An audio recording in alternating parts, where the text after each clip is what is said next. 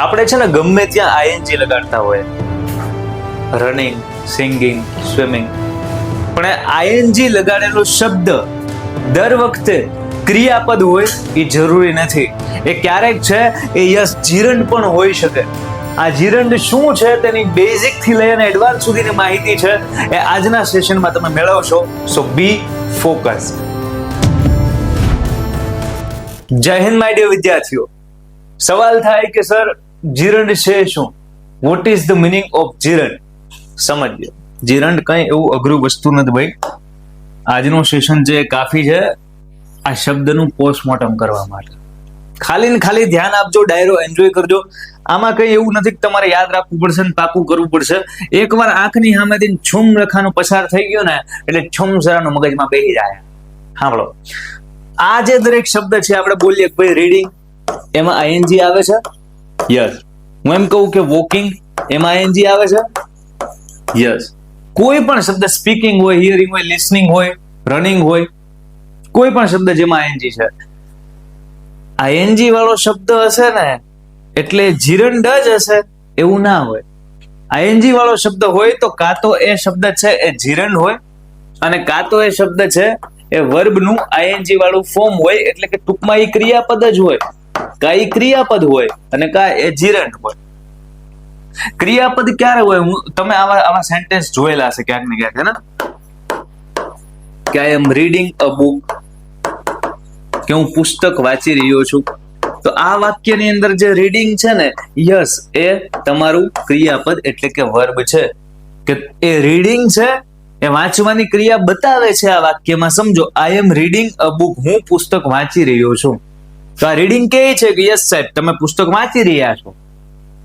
વાંચવાની ક્રિયા દેખાડે છે એટલા માટે આને ક્રિયાપદ એટલે કે વર્બ કીધું. પણ આ જ રીડિંગ, આ જ સ્પેલિંગ હરવાર જો આવડે આ વાક્યમાં હોય, અહીંયા વાક્ય નંબર 2 લખીએ, અહીંયા વાક્ય નંબર 1, હવે અહીંયા બીજું વાક્ય જોજો. રીડિંગ અ બુક અથવા તો reading books. Reading a book is good for us. પુસ્તક વાંચવી આપણા માટે સારી વાત છે. Reading a book is good for us. તો આ વાક્યમાં જે રીડિંગ છે એ રીડિંગ એમ નથી કહેતું કે હું અત્યારના પુસ્તક વાંચી રહ્યો છું કે વાંચી રહ્યો હતો કે વાંચીશ. જો અહીંયા કહેતું તું કે ભાઈ આઈ એમ રીડિંગ અ બુક, કે હું પુસ્તક વાંચી રહ્યો છું. તો એ ક્રિયા થઈ હતી તો એ ક્રિયાપદ છે. પણ અહીંયા ખાલી કહે છે કે રીડિંગ અ બુક, કે પુસ્તક વાંચવી એ આપણા માટે સારી છે. Is good for us. પુસ્તક વાંચવી આપણા માટે સારી છે. ખાલી એવું કહે છે. આ એમ નથી કહેતો કે હું પુસ્તક વાંચું છું કે મેં વાંચી કે વાંચી રહ્યો છું કે વાંચી નાખી. ના, ખાલી કહે છે નોર્મલ પુસ્તક વાંચવી સારું છે. Reading a book is good for us. તો અહીંયા ક્રિયા નથી દેખાડતું આ રીડિંગ છે કે હું પુસ્તક વાંચું છું, એનો મતલબ આ ક્રિયાપદ નથી. તો આ આઈએનજી વાળું રીડિંગ છે એ ક્રિયાપદ નો હોય તો બીજું શું હોય? એ આઈએનજી વાળું રીડિંગ ક્રિયાપદ નો હોય તો બીજું શું હોય? એ હોય જીરંડ. યસ. તો આ જે રીડિંગ છે એ રીડિંગ આપણું જીરંડ છે. જીરંડ નો મતલબ સમજાય શું? તો કે એવું ક્રિયાપદ કે જે આઈએનજી વાળું હશે પણ હકીકતમાં એ ક્રિયાપદ નહીં હોય, એ વર્બ નહીં હોય, એ જીરંડ હશે. જીરંડ છે અલગ અલગ રીતે હોય. કે જીરંડ છે ક્યારેક નાઉન ના સ્થાને આવે, જીરંડ છે ક્યારેક ઓબ્જેક્ટ ના સ્થાને આવે. જો નાઉન એટલે સબ્જેક્ટ ઓબ્જેક્ટ કોઈ પણ હોય, સબ્જેક્ટ ના સ્થાને આવે. ક્યારેક જીરંડ છે યસ ઓબ્જેક્ટ ના સ્થાને આવે. ક્યારેક જીરંડ એઝ એન એડજેક્ટિવ પણ આવી શકે. જીરંડ અલગ અલગ રીતે હોય પણ એ ક્રિયા થાય છે એવું ન દેખાડતા હોય. જેમ કે પેલા સમજો, જીરંડ છે એ બેઝિકલી નાઉન છે. આ વર્બ નથી, આ નાઉન છે, વર્બ નથી. Reading a book is good for us, એમાં રીડિંગ એ ક્રિયાપદ નથી દેખાડતું. રીડિંગ અ બુક એટલે પુસ્તક વાંચવી આપણા માટે સારું છે, તો એ નાઉન તરીકે આવ્યું છે. પ્રેઝન્ટ પાર્ટિસિપલ, એડજેક્ટિવ અને કન્ટિન્યુઅસ ટેન્સમાં આવે. પ્રેઝન્ટ પાર્ટિસિપલ એટલે શું? ક્રિયાપદનું આઈએનજી વાળું રૂપ હોય એને પ્રેઝન્ટ પાર્ટિસિપલ કહેવાય. એટલે કે running, walking, singing, crying, speaking, આ બધા ક્રિયાપદો છે. એ ક્રિયાપદો જો ચાલુ કાળમાં આવ્યા હોય અથવા તો એડજેક્ટિવ તરીકે આવ્યા હોય તો એને પ્રેઝન્ટ પાર્ટિસિપલ કહેવાય. આ શું સમજાવે છે ખબર? 2 લાઈન સમજાવે છે. 2 લાઈન સમજાવે છે કે ભાઈ જીરંડ એ વર્બ નથી, એ નાઉન છે. અને જે આઈએનજી વાળું ક્રિયાપદ હોય એ શું છે? એ આ વસ્તુ સમજાવે છે, આ બીજી વસ્તુ લખી હતી એ આ સમજાવે છે, અને જે પેલી વસ્તુ લખી છે જીરંડ એટલે શું એ અહીંયા સમજ્યું આપણે, એ વસ્તુ છે. ખ્યાલ આવે? નીચે કહે છે એક્ઝામ્પલ સમજો, રીડિંગ ઇઝ માય હોબી, કે ભાઈ વાંચવું એ મારી હોબી છે. તો હું અત્યારે કઈ નથી વાંચતો, હું ખાલી કહું છું કે રીડિંગ ઇઝ માય હોબી, હું થોડો અત્યારે વાંચી રહ્યો છું. તો યસ, આ રીડિંગ છે એ ક્રિયાપદ નથી, તો શું હશે? જીરંડ. પેલા વાક્યમાં રીડિંગ છે એ જીરંડ છે. આઈ એમ રીડિંગ અ બુક, હું પુસ્તક વાંચી રહ્યો છું, તો આ રીડિંગ છે એ ક્રિયાપદ છે, વર્બ છે. સમજાય તમને? આ રીડિંગ છે એમાં ક્રિયા થાય છે કે હું વાંચી રહ્યો છું, તો ક્રિયા થઈ એટલે આ પ્રેઝન્ટ પાર્ટિસિપલ છે, એટલે કે કન્ટિન્યુઅસ ટેન્સ, ચાલુ કાળનું વાક્ય છે, ને ચાલુ કાળ દેખાડવા માટે રીડિંગ નામનું વર્બ વાપરવામાં આવ્યું છે. આઈ એમ રીડિંગ અ બુક, હું પુસ્તક વાંચી રહ્યો છું, ક્રિયા દેખાડે છે. The crying baby needs help, રડતા બાળકને મદદની જરૂરિયાત છે, તો આની અંદર છે એ participle as an adjective use થયો છે. મતલબ કે આ જ વસ્તુ છે, આમાં પણ જીરંડ નથી, આ જ વસ્તુ છે. શું? તો કે ભાઈ પ્રેઝન્ટ પાર્ટિસિપલ એટલે કે આઈએનજી વાળું ક્રિયાપદ આપેલું છે, પણ આ બેબી નામના નાઉન નું એડજેક્ટિવ એટલે કે વિશેષણ છે. શું બોલું છું? કાંઈ ટપ્પો ન પડતો સાંભળો છો. એડજેક્ટિવ એને ગુજરાતીમાં વિશેષણ કહેવાય. વસ્તુ અઘરી લાગે અથવા પહેલી વાર સાંભળતા હોય એવી લાગે ને, એટલે વાતને મૂકવાની નહીં, 2-5 મિનિટ છે ધૈર્ય ધરવાનું, તપ ધરીને બેહવાનું. સર નેક્સ્ટ 2 મિનિટમાં સમજાવતા જશે કે હું હમણાં આઘરું બોલતા હતા.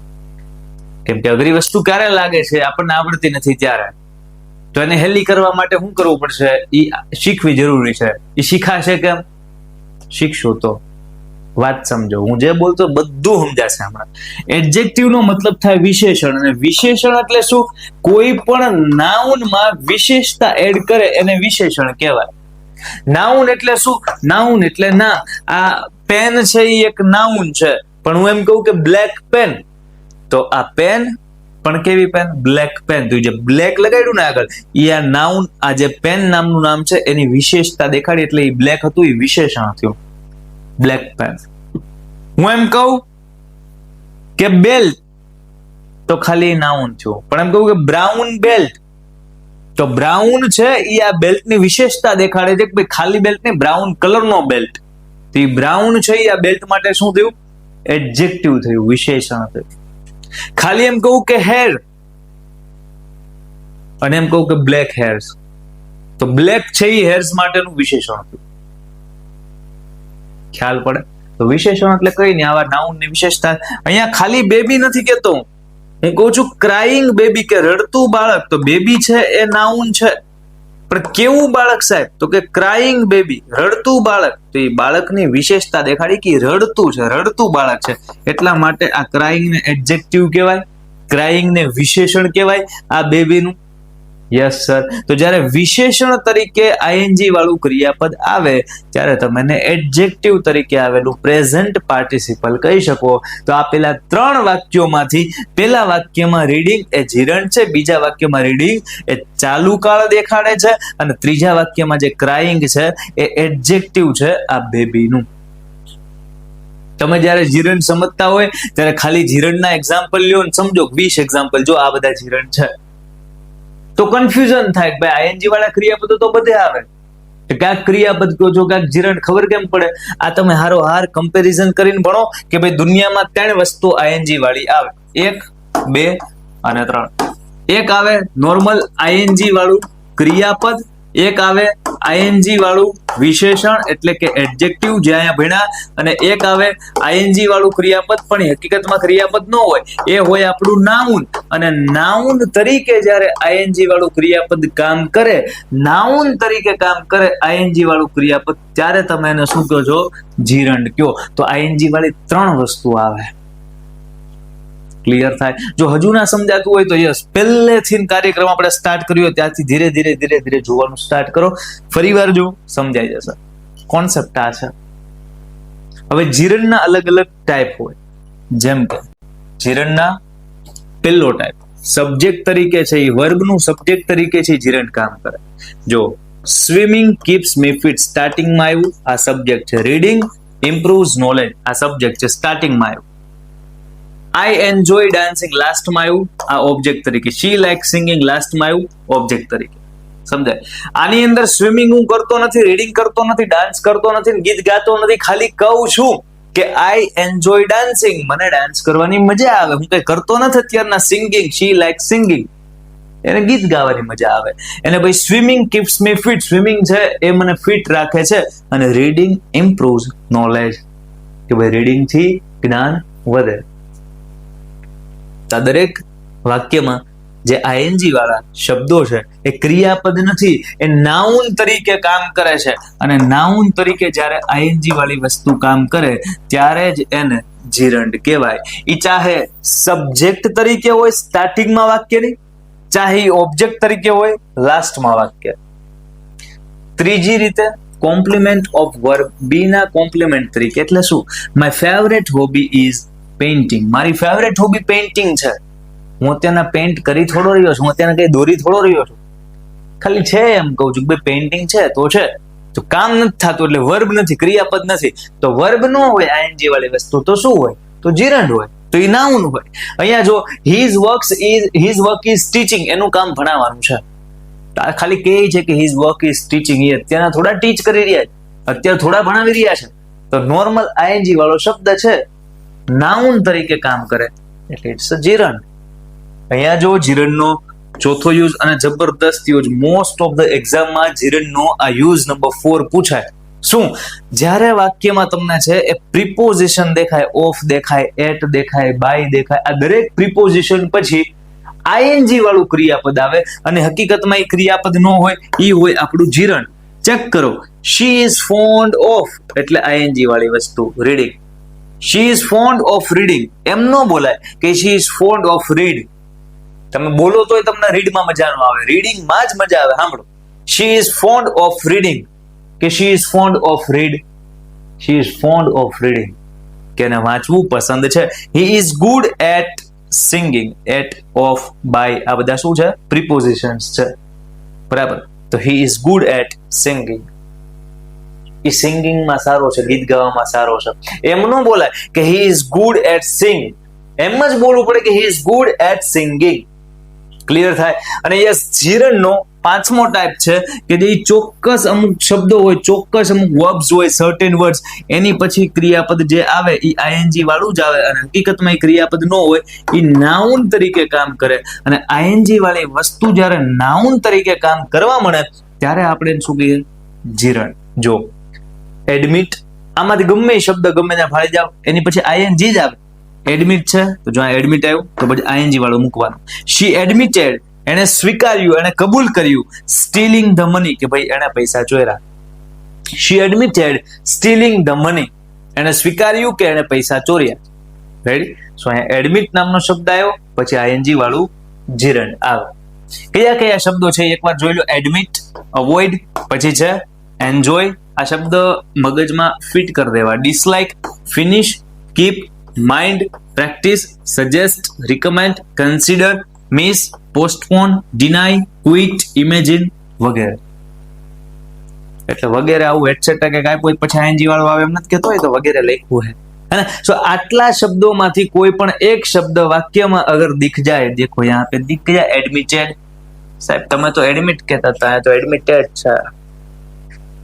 થોડાક સમજને કા હે ને પ્રભુ, થોડાક સમજને કા. એડમિટ હોય તો એનું ભૂતકાળ જ આપ્યું, બીજું ક્યાં કાંઈ શિંગડા વાળી વસ્તુ છે. એડમિટ નું એડમિટેડ કર્યું.